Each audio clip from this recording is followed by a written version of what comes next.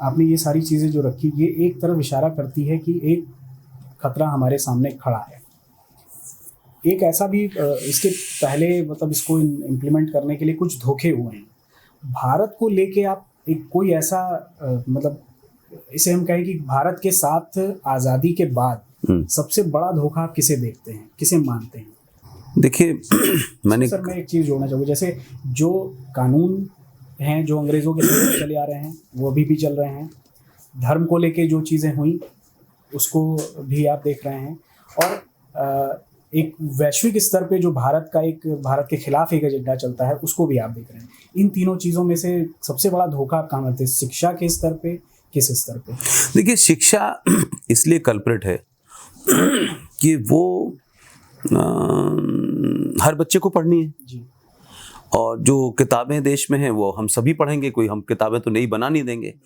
तो जो नरेटिव गढ़े गए शुरू से लेके अब तक, उसकी जड़ में अगर जाएं तो आपको पता चलेगा कि जिस समय में डॉक्टर राजेंद्र प्रसाद जैसा ज्ञानी आदमी, राधा कृष्णन जैसा महान आदमी, जिनका आप 5 सितंबर को टीचर्स डे मनाते हैं, इसीलिए मनाते हैं ना कि बहुत ज्ञानी आदमी थे, जब ऐसे दो लोग कम से कम मौजूद थे तो भारत के, गुलाम भारत के पावर ऑफ ट्रांसफर के पहले ही एक साहब प्रधानमंत्री बन गए। और क्योंकि वो लो आईक्यू के थे और जब चुनाव हुआ तो 14 असेंबली का वोट जो पड़ा, जो 1946 में हुआ, उसमें यह था कि कांग्रेस पार्टी का अध्यक्ष चुनना है। मौलाना आजाद उस वक्त कांग्रेस पार्टी के अध्यक्ष थे। गांधी जी ने उनसे इस्तीफा मांग लिया कि अब नया चुनाव हो रहा है, आप इस्तीफा दे दिए, और इंटीम अध्यक्ष बनाया किसको? जेपी को। और फिर वो वोट गिने गए तो पता चला कि सुभाष चंद्र पटेल साहब को 14 वोट मिले, नेहरू को वोट ही नहीं मिला ही थी। तो क्या मैनिपुलेशन किया गया अंग्रेजों का दबाव डाल के, और फिर उसको अतर किया कि साहब नेहरू ने ऐसा कर दिया वैसा कर दिया। उसमें गांधी उस कुकर में शामिल थे।